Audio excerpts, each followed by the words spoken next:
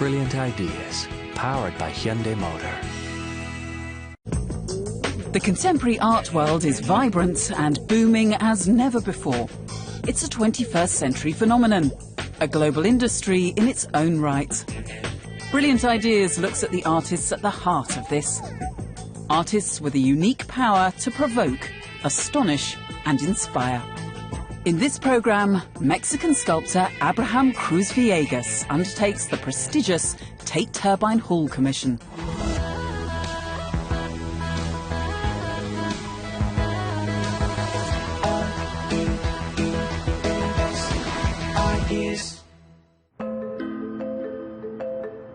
Celebrated conceptual artist Abraham Cruzvillegas made his name in the 1990s, working with found objects and creating sculptures by improvising with unusual materials. Now he's taken on his biggest challenge yet, to fill one of the largest and most popular contemporary art spaces in the world. Originally a power station, Tate Modern has been described as a secular cathedral, attracting more than 70 million visitors since it opened in the year 2000. At its core is the Turbine Hall, a cavernous space that once housed the generators responsible for powering London. Now, however, it plays host to a series of annual site-specific commissions by international artists. This space has become renowned worldwide as one of the most important commissioning spaces for really bold, innovative projects in contemporary art. It's an interesting space to see when it's empty. You get families on a wet day and putting blankets down, and you get kids on their scooters going down the ramp. I mean, in some ways it's an indoor park. You've got this giant space. You've got to come up with an idea that's got an integrity and a coherence and a simplicity to dominate conceptually. There was Olafur Eliasson's weather project with this enormous representation of the sun. Doris Salcedo's enormous crack in the turbine hall floor, shibboleth. There was Ai Weiwei's very, very popular sunflower seeds, these millions of tiny porcelain seeds that viewers could look down on and look across this enormous sea of incredible handmade pieces. So there have been a whole range of projects over the years. It's one of the top billings. It's one of the dream gigs. Created from soil and scaffolding, water and light, Abraham Cruzvillegas' enormous sculpture, titled Empty Lot, will occupy the Turbine Hall for the next 6 months. I received this invitation a bit more than a year ago, and of course I felt very honored and very proud, but also very challenged. I thought that I should make something that could summarize everything I did before, kind of a synthesis of every work, every single work I made before.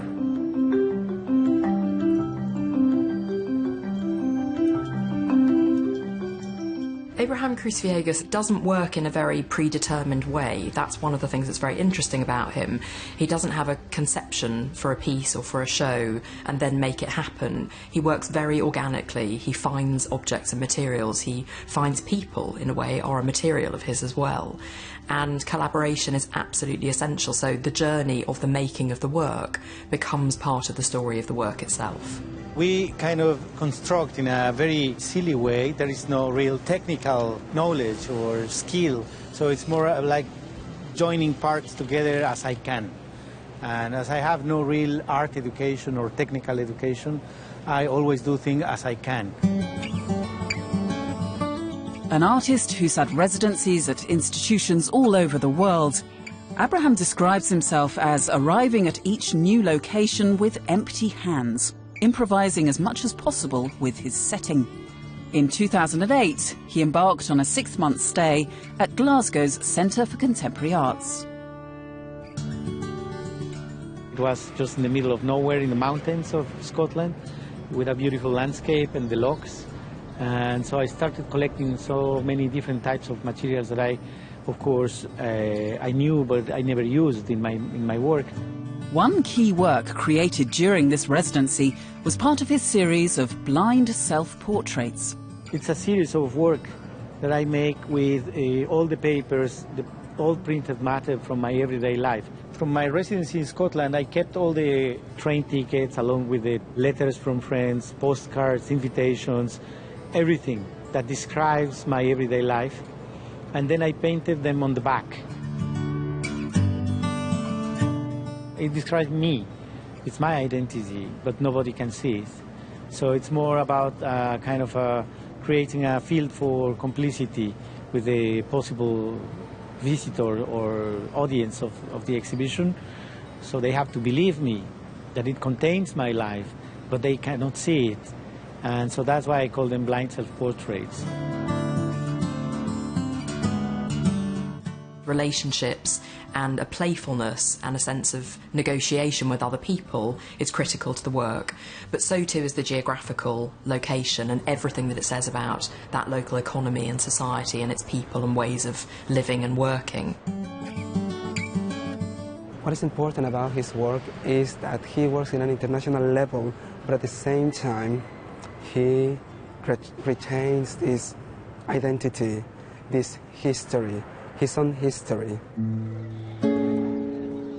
Abraham grew up in the southern part of Mexico City at a time of social and political upheaval when large numbers of people, including his parents, moved from rural areas of the country to find work. With no infrastructure to support them when they arrived, people just put up homes themselves, appropriating land and building with whatever materials they could find. I was born and grew up in a district called Ajusco, and this neighborhood was originally an area of volcanic rock that was not meant to be inhabited by people. People used to build their own places, their own homes, according to any materials they happened to find around them. And this was very, very typical of the Mexican way of being autonomous, being independent, being very much in control of your own destiny, not waiting for government to help you or support you. So it became a very politicized community. We had to fight against the corruption of the government, the corruption of the functionaries. It took us some time to construct the houses, something you can call a community. This way of building is known in Mexico as autoconstrucción, which translates as self-constructing. Autoconstrucción is a word we use in Mexico, particularly for describing the houses constructed by the people who inhabit them. So that's the case of my parents' house. It was not really planified the way they do when hiring an architect, having a plan and having a budget and having a design, but it's more chaotic and organic, of course. So I see that house as a mirror of my person in a way that is not just a representation of someone, but the construction of a circumstance that comes along in a very difficult economic circumstance, but not in a sad way, not in a heroic way, but more, I would say, in a very optimistic and very positive way. In the 1990s, Cruzvillegas realized that his own way of making art was very similar to the way these buildings in his home city had been constructed, and he appropriated the term autoconstrucción for the series of sculptures that he's been making since around 2005. And since then, I've been calling every work I make autoconstrucción. But it's been evolving as well into autodestrucción, self-destructing, and also reconstrucción. And then I've been more recently dealing with autoconfusión, like self-confusing. So this is what I'm in now. And so the stage is set. With his 2015 Hyundai Turbine Hall installation, will Abraham deliver autoconstruction or autoconfusion in London's Cathedral of Contemporary Art? Ideas.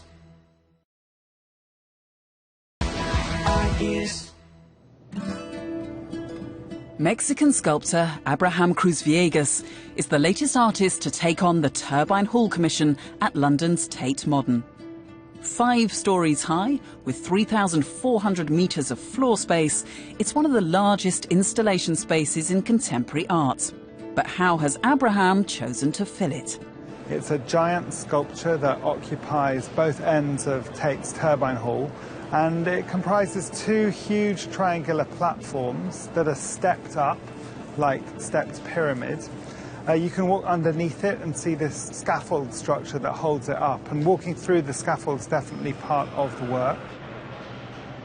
The scaffolders, they've done a massive job, those lads. I think there's something like 2,000 scaffold planks on each east side and then another 2,000 on the west side. I mean, it's a huge install.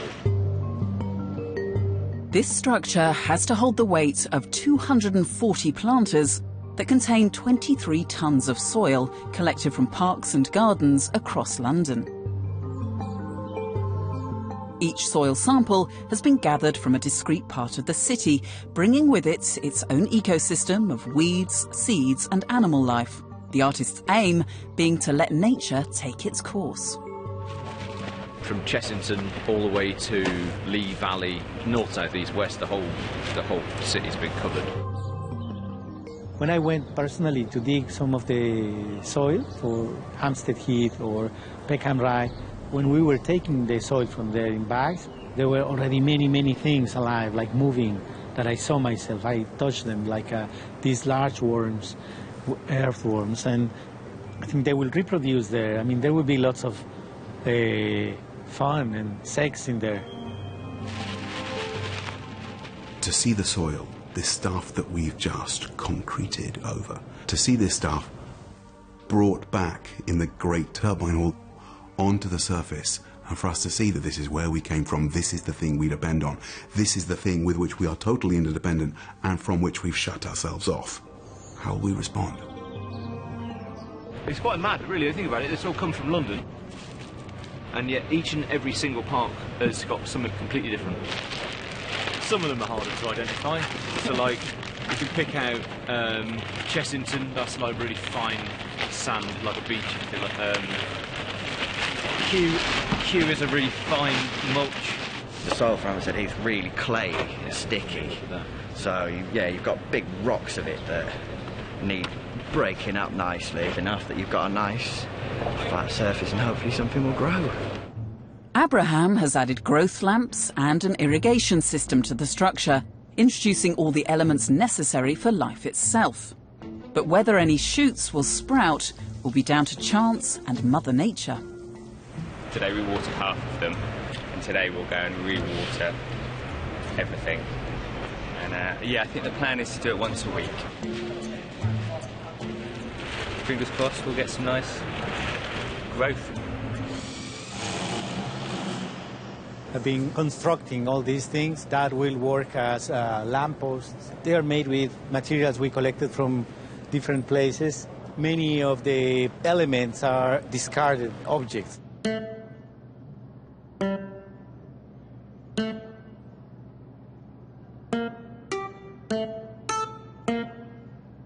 As with all his projects, Abraham has used found objects in the work, scavenged from across London, inspiring the people working around him to get involved, with even Mark the curator hunting for materials.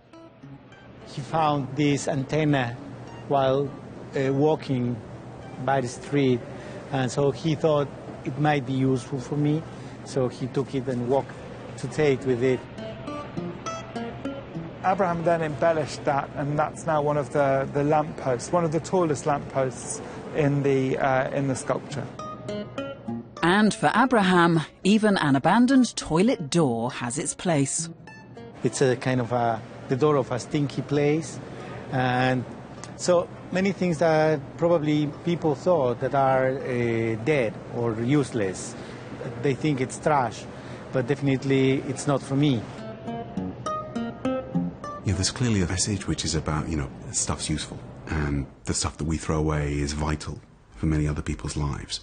But then I think there's another deeper message that's latent in his work, which is about, you know, what we value. What he's trying to communicate is that we've got our model of waste wrong.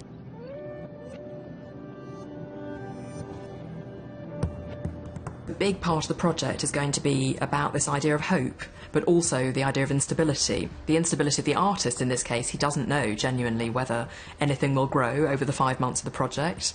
The instability of the visual look of the structure, which does reflect, I think, a lot of the construction sites that Abraham has seen in his visits to London.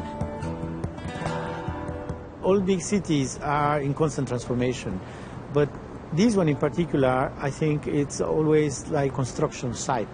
If you look at the landscape, it's a horizon of cranes. It's still something I like thinking of as a metaphor on the transformation of the identity. Taking soil from every part of London, using found objects from across a city perpetually under construction, Abraham's turbine hall installation asks questions about the nature and meaning of this metropolis. Cities are smelly, they're polluted, they're expensive. The only thing that valorizes a city, the only reason we come to a city is to be with each other, to connect with each other, to get that friction, that heat of the other. And that is, I think, a metaphor for how we can thrive. And for London, this city that's becoming this gated enclave for oligarchs, it's a very interesting and counterintuitive take about a future. Cruzvillegas' work always incorporates elements of uncertainty and change, but with this installation he's relying entirely on nature's capacity to endure. If there were certainty, and he knew on day one that that was it, the big reveal had happened and the work was finished, I suspect it would in some way be dead to him, and there is an alive quality which is incredibly important about the work. The day of the opening will be just the beginning of a process, and the final work will be there only when it's closing. The last day of the exhibition, that will be the final work. So it will be in a constant change, permanent transformation. But on one of the most prominent stages in the cultural world, how will a work of art that begins its life unfinished be greeted by both critics and the public? Ideas.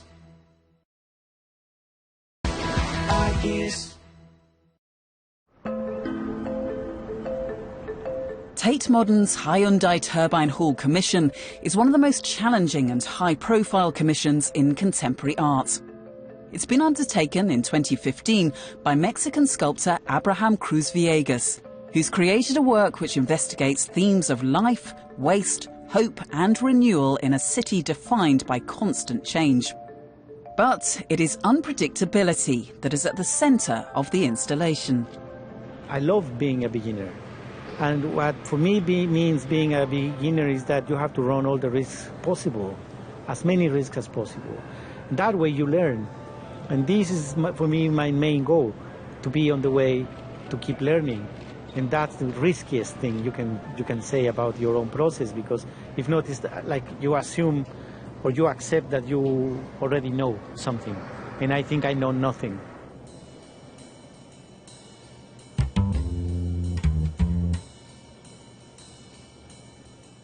What cannot be known is how this installation will evolve. A work that begins unfinished makes it difficult for critics and the wider public to judge on day one.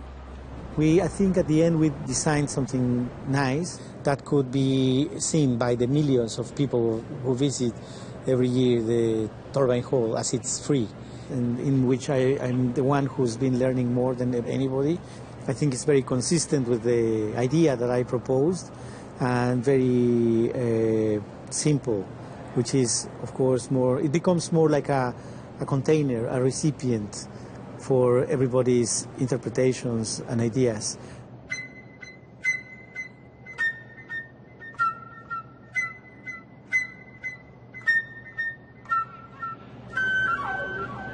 I think it's kind of like that everyone was kind of asking the same question, what's growing inside there, so it's a bit of a mystery. I don't know if that's the point of the art or if it was accidental, but yeah, I'm intrigued to see what's going to grow out of it.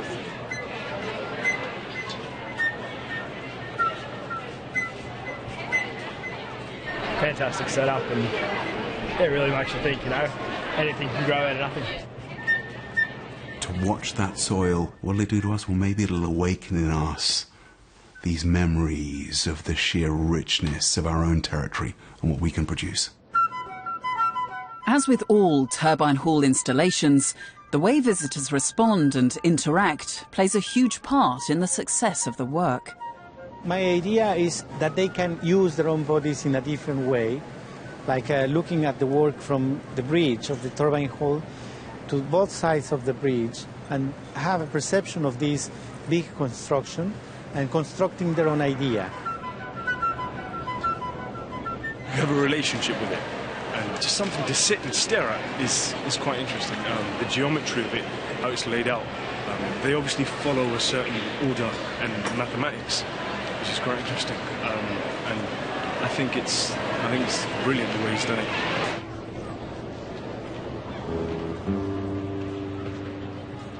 When they walk under the bridge, it's a perception that they will use their bodies in a very particular way that could help them to create their own meaning for the work. With a work as high profile as Empty Lot, critics from every quarter will want to make up their own minds. It seems to be floating, kind of. All this structure seems to be floating, but when we came here, it's all like very solid and massive, and you don't really feel that when you're upstairs. We have all different contexts and backgrounds, so for me there is no wrong interpretation. So if they don't like it, it's also good. We don't have to like everything. And in my opinion, what's the real seed of this work is this, what people think about it. And this might be anything. It does feel like some sort of weird allotment that's come inside from an estate somewhere on the outskirts of London. Because, of course, lots of people in the city do have allotments and do grow their own fruit and vegetables and things. And this feels like some strange modernist utopian vision of those kind of urban environments. This is one glimpse of a future where there's all sorts of things that people used to be used to, that people used to take for granted.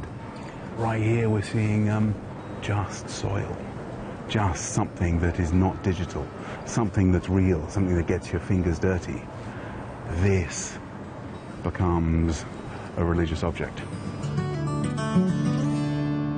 Now, after an epic process of installation, it's down to the audience to interpret and interact with Abraham's work, and for nature to run its course over the coming months. Only the passage of time can reveal what life and hope may have in store. The laws of physics says that energy and matter cannot be created or destroyed. It can be only transformed. And I believe in that. It's not like it's not like a religion. It's physics, it's science, and it's supposed to be objective. I think nothing is objective. Everything is subjective, even science. I don't like the idea of an artist as a creator. We create nothing. We just rearrange things different ways, in different manners, but we create nothing. In fact, myself, I believe that I cannot really transform even anything. I just arrange, make different types of organizing the matter and the energy, my own energy. This is what I like, and I think playfulness is very important for me, and optimism and hope. And this is the way I work, and this is the way I think things should, the way I should deal with energy. So it's all about the joy of energy.